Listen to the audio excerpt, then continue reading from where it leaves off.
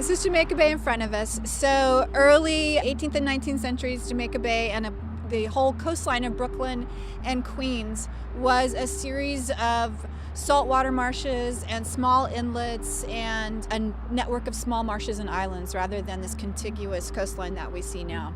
You can read historical accounts of some of the smaller islands that used to be here that were only accessible during low tide. So people would wait until low tide to walk across to the factory or the farm or wherever it is that they had on the salt marsh. So as people continued to move in here and as we started to populate the area, we began to fill. What they did was just started dumping trash further and further out. As they push the shoreline out, they cover it with a layer of sand and then they start building on it.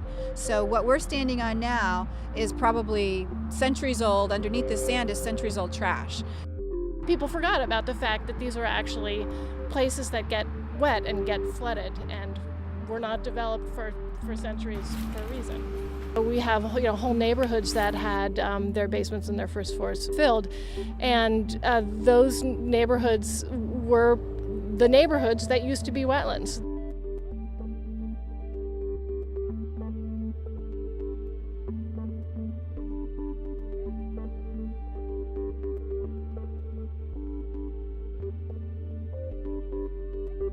A little bit of salt marsh isn't the panacea. It's a really important element, but we need to plan for resilience, across the whole scale of more extreme events that are coming our way.